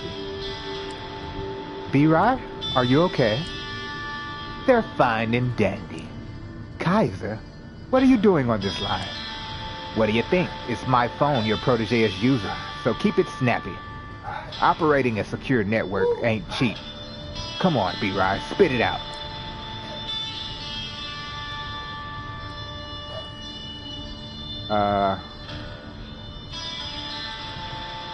I got captured by the SI. Okay, save me from the SI. Listen, I got captured by the Second Inquisition, but I'm fine now. SI? That's what I feared. Listen, the plan. We need to do it, tonight. But if the Inquisition is involved, and you broke out, they'll be looking for you, so we can't meet in public. I have a place in mind, but Kaiser, are you still listening? Would I tell you if I wasn't? B-Rhy, call this number from where you visited before last we spoke. I'll come pick you up. She hangs up. And that's that. Gotta tell you, kid, this entire conversation has my curiosity, all right. I'm more interested in what our next move is. Your next move is keeping your asses seated in this luxury vehicle while our mutual acquaintance continues with their night. If my intel is worth a damn, your next stop, B-Rhy, is right about here. The car comes to a stop and the door opens. Outside, you see the street leading to Solids and Stripes, Torque's pool pub. This guy has really been following me. Well, you need me to kick you out?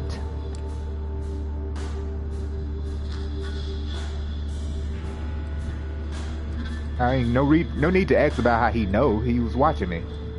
What about my companions? What if I don't want to do it? What about my companions? What about D'Angelo and Agathon? What about them? They're staying right where they are, and we're going to have a little chat. After we're done, I'm sure they'll find their way back to their havens just fine. The clock is ticking. I think I know what Sophie wants to do tonight. And if I'm right, tonight's the last chance you've got. If you want to say bye to your buddies before you go, that's fine by me. But that schedule of yours is pretty hectic, so you better do it now and scram.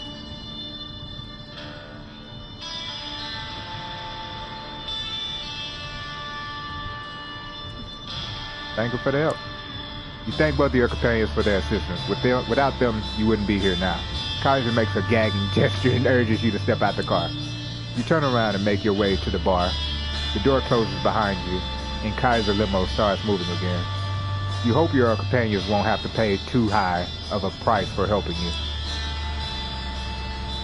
The Solids and Stripes is pretty much abandoned tonight, with only the bartender and one bleary-eyed local watching an old Bogart movie on the bar screen. You actually use the phone and call Sophie first. Yes?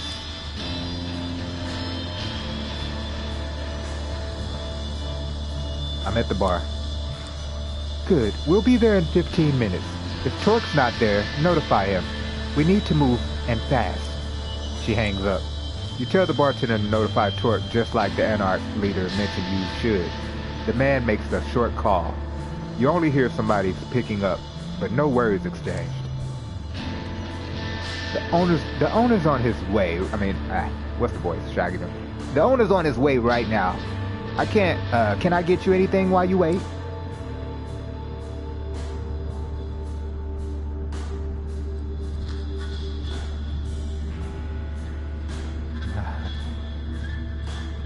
I mean, why not?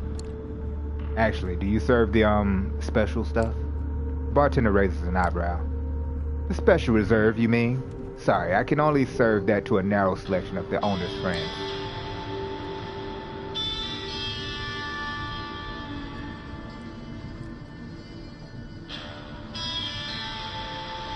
It's been a rough night. Give me a break.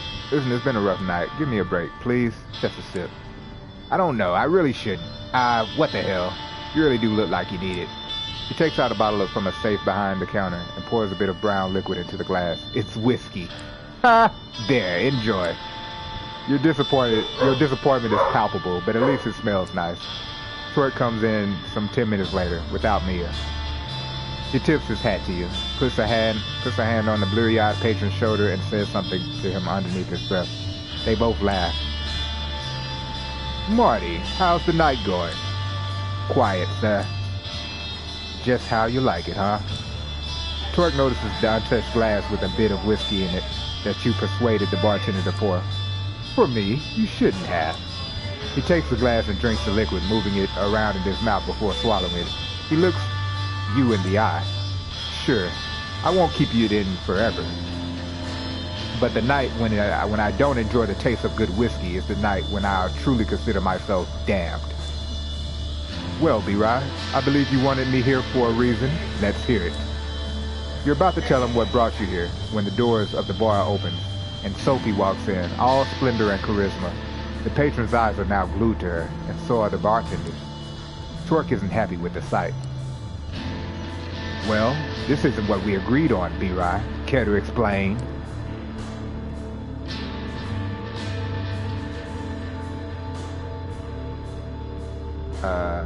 We had to improvise. Things got complicated. We had to improvise. Pleasure to make your acquaintance. I believe B-Rhy already told you why I'm here. Not in any detail. And the circumstances of our meeting were supposed to be different. So, Miss Langley, tell me why I shouldn't ask you to leave and kick out your protege while I'm at it. You will like what I have to say. Yeah, well, I've heard that line 100 times. But 99 of those ended with somebody getting hurt. And that's not something I'm in the mood for tonight. We are wasting time.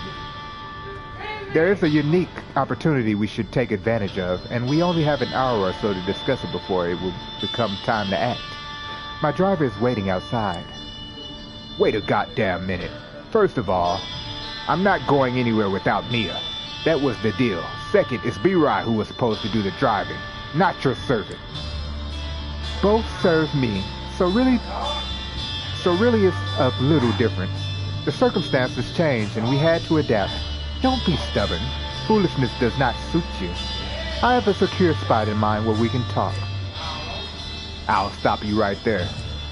Torque is seething, but he's keeping a lid on his anger, his voice barely changing. My conditions were clear. The way I hear it, you want to break each one of them.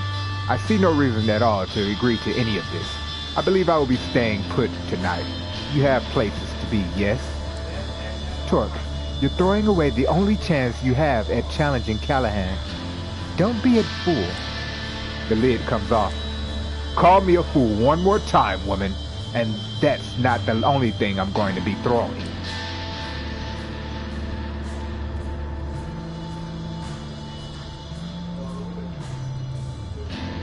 Sophie, Torque, just get on Torque's side to try to calm him down.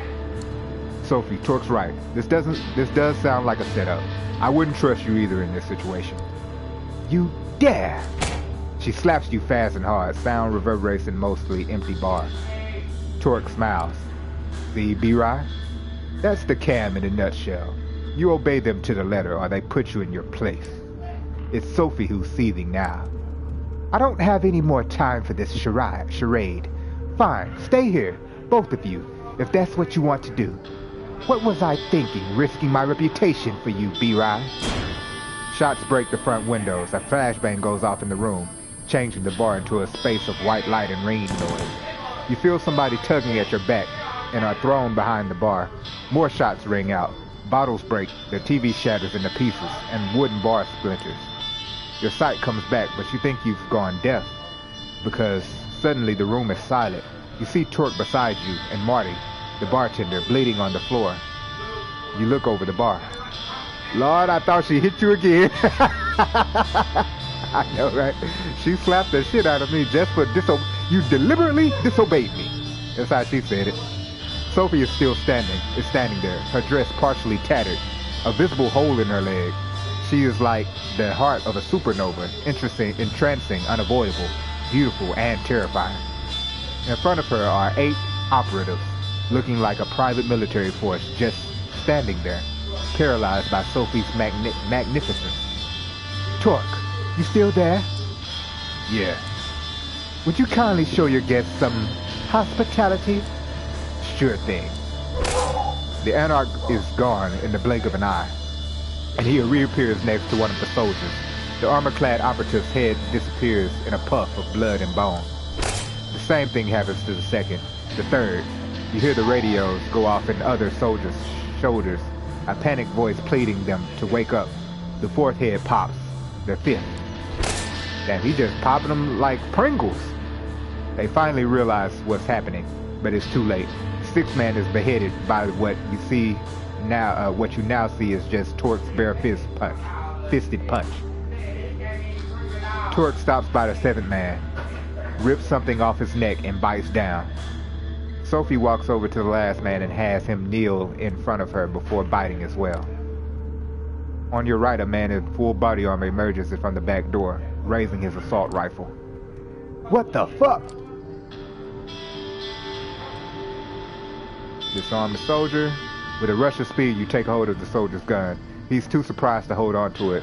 You turn it on him and shout the first thing that comes to your mind. On the ground, now! A combat knife crashes through the soldier's visor and into his skull. You turn around. Torque is grinning. He mouths something under his breath. You can hear the exact words. Still got it. Langley?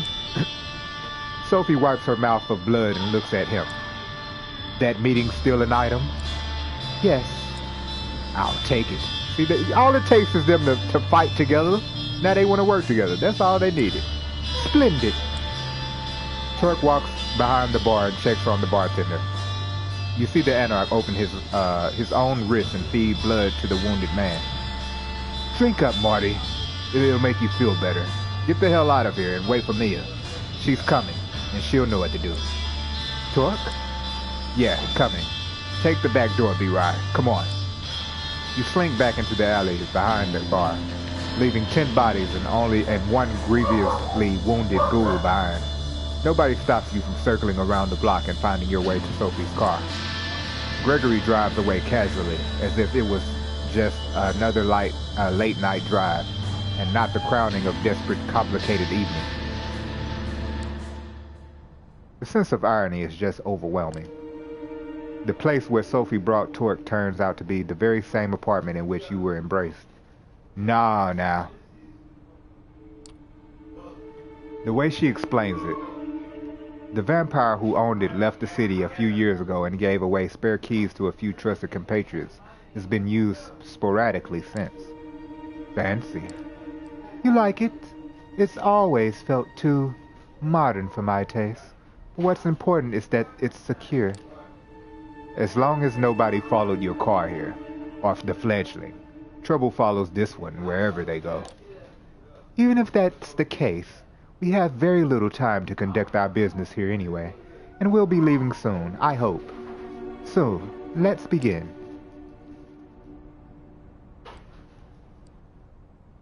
Just stay quiet. She already slapped me. Just stay quiet, B-Rhy.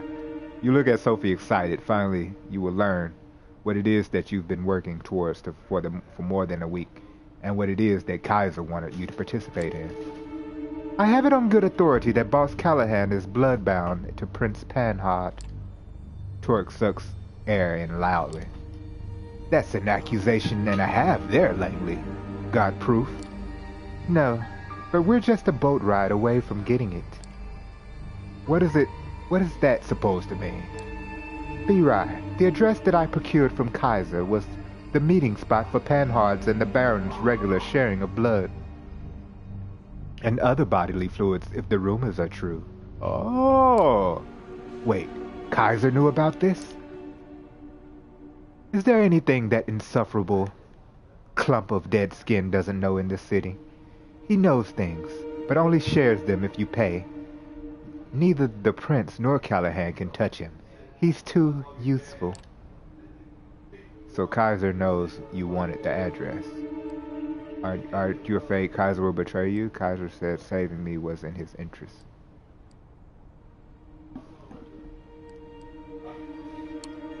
Kaiser said something about having plans for me, that he wanted me to make this meeting happen. That can't be good, right? That is an interesting point. I think Kaiser might be as interested in shaking up the status quo as we are. A chaotic landscape makes for a great market for him, unlike a static one. I don't like playing into the creep's hands, but at least now I know that I'm doing it. The devil, you know, all and all that. What was the address he gave you? They meet regularly on Ellis Island. In fact, their next scheduled meeting starts in around half an hour. Hot damn, I'm guessing you want to crash that meeting. Why? So you can see the proof for yourself. So that I can make sure too. And so that I have an extra pair of eyes for Panhard to consider when I present to her my ultimatum. The prince must abandon her seat and leave New York City.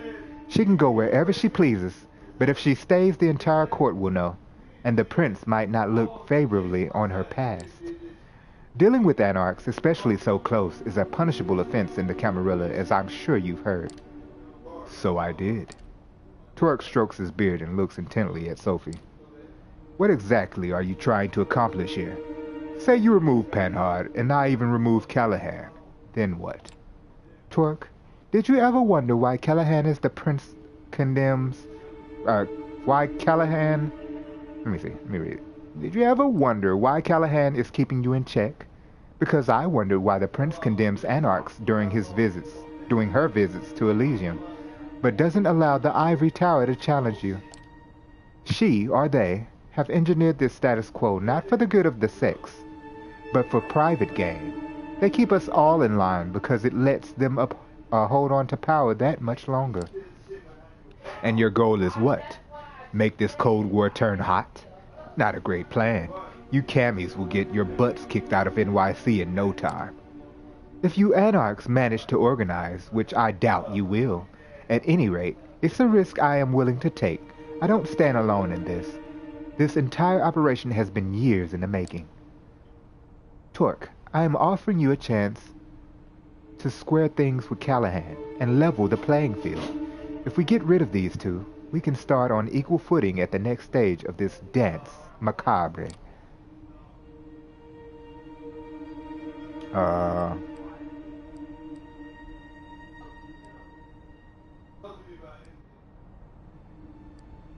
How do I factor into this plan? Do I factor into this plan at all?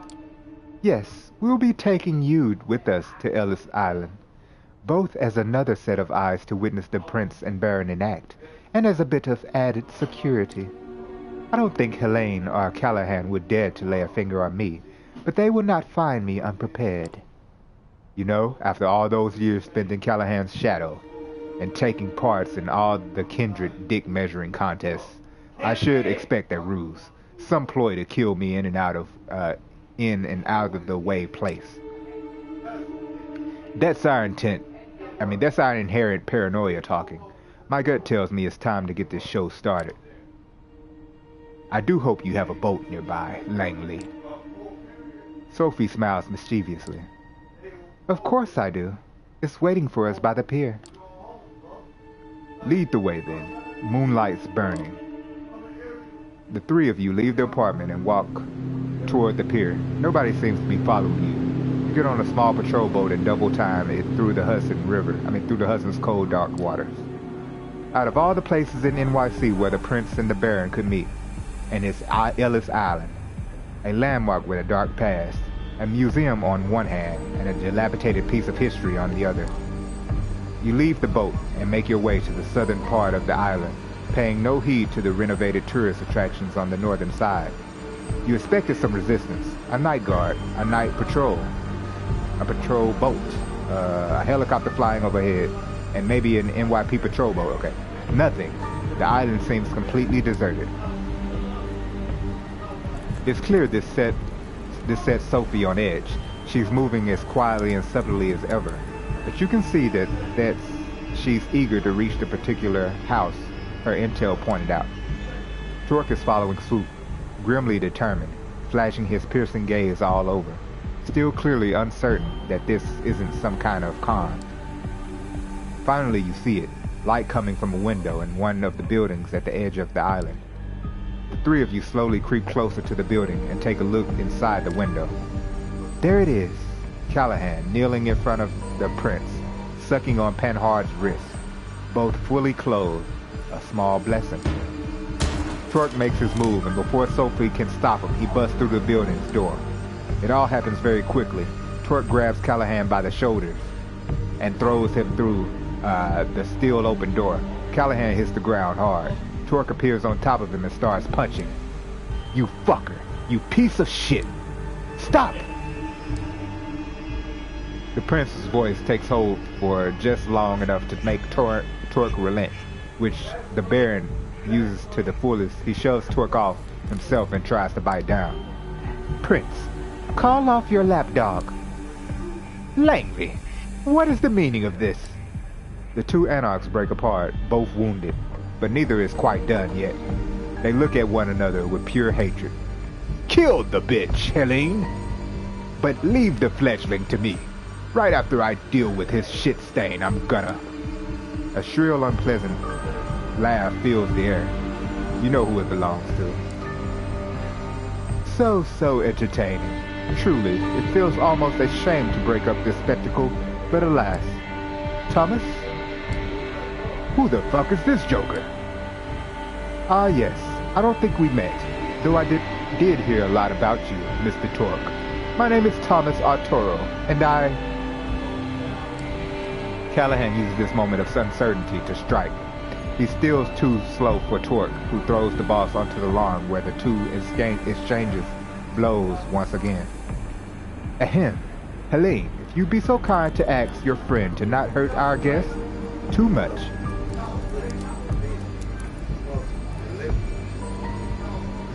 I'm tired. Nah, Callahan, don't kill him. I'm tired. No, you could. Because now, I hear you talking. I don't know what you're talking about.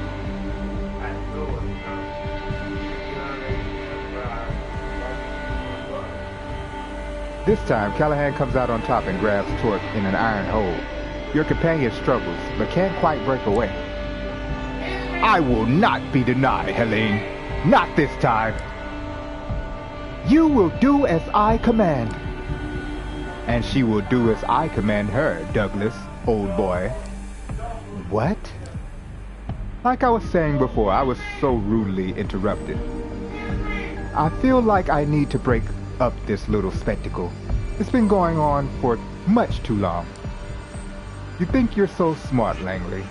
You and your clique figured out that there was something fishy going on all your own. But you were always working with just a piece of the puzzle. Wasn't she, B-Rhy? Sophie looks at you, shocked and disappointed.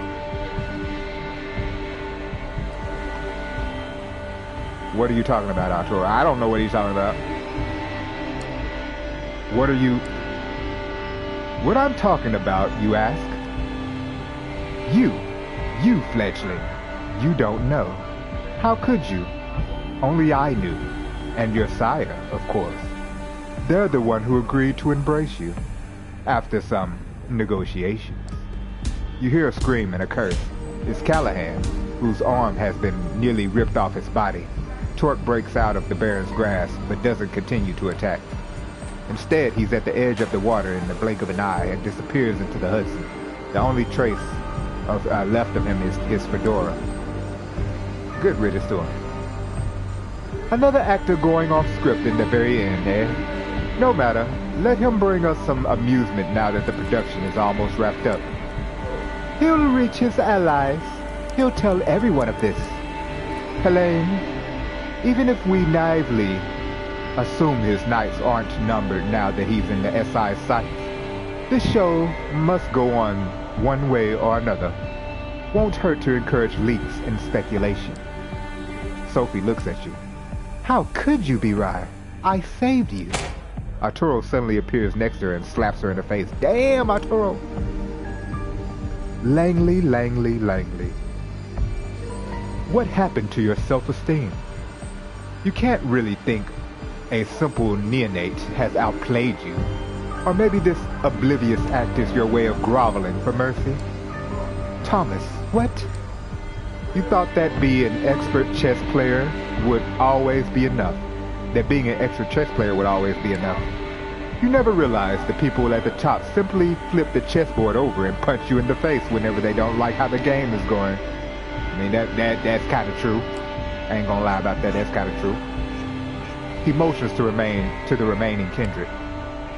But the thing is, you weren't even adepts at playing the game you knew, B-Rhy.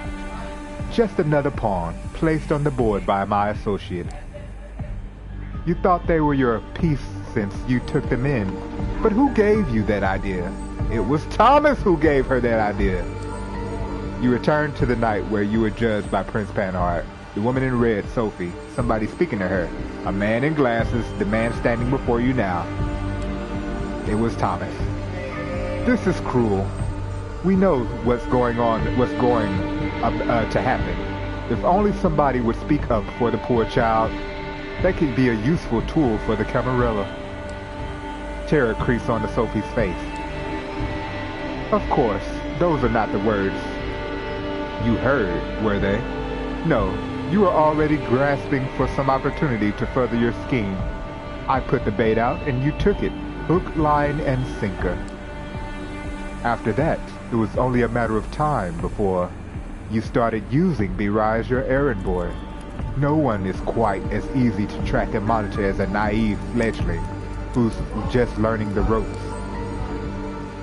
What is it that you want, Thomas? What do I want? Oh boy, that answer is so simple, but so hard to put into words. Unstable stability, cutting-edge tales of thrills and intrigue that push it to the limit, and then return you to the tried and tested status quo, gently, infallibly. A system full of distracting moving parts which simulate conflicts so convincingly that its users never feel a need to direct their energy toward upsetting the system. Achieving the eternal through the disposable. Building a city that's like a ship of Theseus, I think that's his name. Theseus? Anyway.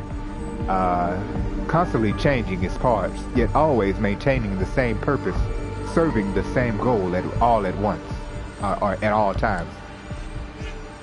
A large-scale infrastructure, what is he saying? That has something like an exhaust system for the spirit. Something that disperses the toxicity around instead of concentrating it in a single place. None of what you're saying makes the slightest bit of sense. Arturo is momentarily stopped at his tracks. He stares into the sky for a few seconds before a sad grin appears on his face. Spoken like someone who's never really had what it takes to make it big and make it in the big leagues. With a theatrical snap of fingers, he gives his last sentence a sense of finality. Something's changed in the air. A woman's shape slinks behind Sophie's back. Goodbye, Sophie. A person appears behind Sophie. You can't believe your eyes. It's Adelaide Davis, holding garden shears in her hands.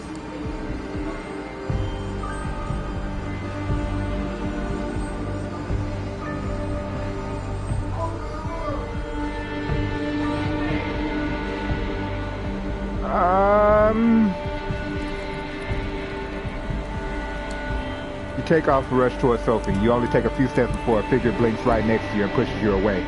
Arturo. You hear the shears snip. Sophie's red hair conceals her face as her head falls, separated from her shoulders. Sophie, no! Silence. Arturo's unpleasant laughter erupts right next to you. Oh, B-Rhy, your career is moving at a breakneck pace, moving up and up and up. Let me congratulate you on your promotion.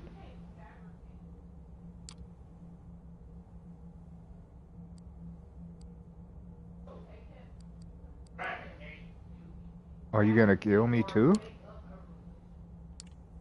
That was the plan, at some point, but I've had a change of heart since then. Elaine, feel free to leave us and take the Baron with you. Thomas, I don't think you should... Shush. You're just being jealous, Adelaide. Escort the prince and dear old Douglas, please. Sure thing, darling. Sure thing, darling. That was Adelaide's voice. You left alone next to Sophie's body. You try not to look, but it's hard to ignore her lithe frame decomposing in front of your eyes. Congratulations. You've won this little game. You set out on a suicide mission and successfully brought down the power-hungry wannabe tyrant, even if it probably wasn't the way you imagined it. Now you're free to enjoy paradise again. Life after death. Immortality. Eternal youth. What they don't tell you is, of course, living in paradise is inherently sinful when not everyone can partake. But you have time to learn how to live with sin, don't you? He takes a melancholic look at the city skyline surrounding him, the Statue of Liberty and the lights of Manhattan shimmering in the distance. You know, New York taught me to believe in fate. My unlife began right here. And it began with utter despair. My first instinct was to drown myself in books and keep reading and reading until literature gave me the piece of wisdom I needed to go on. Personally, I find reading a silly hobby in retrospect. I always had this minuscule hope that the next sentence I'd read could finally bring salvation. But it never did. It only gave me fuel for this elevated, righteous, intellectual suffering.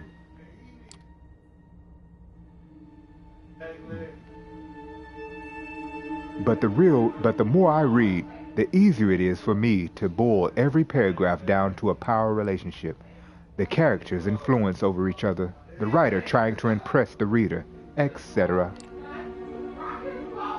The strings everyone pulls started to look like strands that weave into the fabric of fate. And once I saw its beauty, I got teary-eyed. My architect's instincts kicked into overdrive. I didn't have to submit to fate.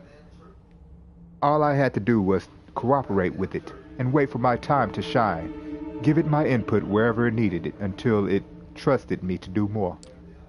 Thomas steps over what's left of Sophie, wiping his glasses with an elegant cloth from his pocket. And it did. Fate let me look after this city. With my architect's tool, I started quietly shaping the streets and corridors, while Kaiser and his ilk shaped the information flow. And among many tools this process gave me, one of them was a way to reliably come up with useful agents like you. The methods I used were crude at times, but the route was there. All you had to do was follow it. Some people write rulebook passages, the others play planned city arteries. In the end, the effect is the same. Someone always follows. He puts on the glasses and gives you a long, hard look. You know, I have grown fond of you. You did so well. Even when that idiot Callahan tipped the Inquisition off, you still got out. I like that kind of resourcefulness. I could use that kind of resourcefulness. He uncovers his wrist. So, take my blood, just enough, so that we can start off on the right foot, as a sign of good faith. A sign that you're ready to play in the big leagues. Ready to behold the sights I've prepared for you. What do you say, B-Rhy? Wow, really? That's how it ends? Damned if you do. Got the trophy, said damned if you do. So, this nobody, basically, was the one pulling the strings the whole time, Arturo. Which we only talked to like a few times throughout this whole game, which is kind of funny. We probably could have talked to him more. Interesting. They killed Sophie. But I guess everything else is good. Everybody else stayed alive. I'm kind of trying to understand, why did Sophie have to die though? Because she was trying to take over the prince and stuff, but she didn't realize that she was being set up. And that's what everybody else was, I guess that's what everybody else was trying to figure out about Sophie, if she was trying to like take over, which she was, and so they killed her. Makes sense now. Well, that was an interesting playthrough. If y'all want to see more of this type of stuff, y'all let me know. We may can do another visual novel type game at some point. I'm thinking about doing another interaction theater, probably on Wednesday or something like that. We'll see about it, because I want to get into some more horror games, type stuff. We can get stuff going. I'll think about it. If not, we'll still be doing our streams as usual on Twitch. So make sure y'all follow me on Twitch, B-Rhy Express. That's BRHYEXPRESS on Twitch. No dash or nothing. And yeah, quite interesting. I think I actually also will as well. I may jump on to that other game I'm playing. Why could I never think of the name of that game? I never could think of it. But let me see.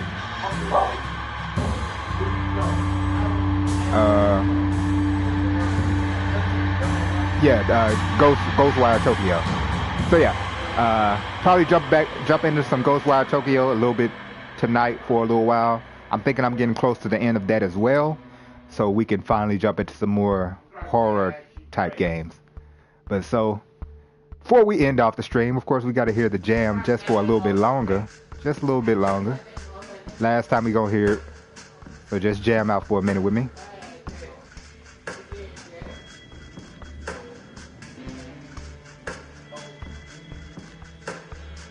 Boom, boom.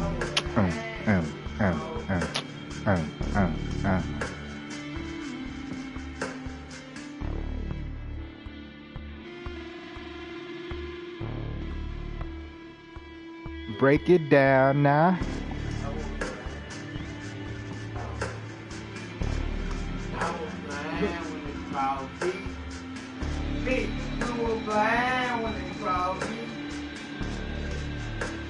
Alright, y'all.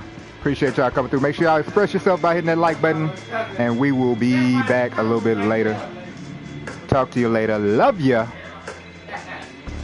Bye-bye.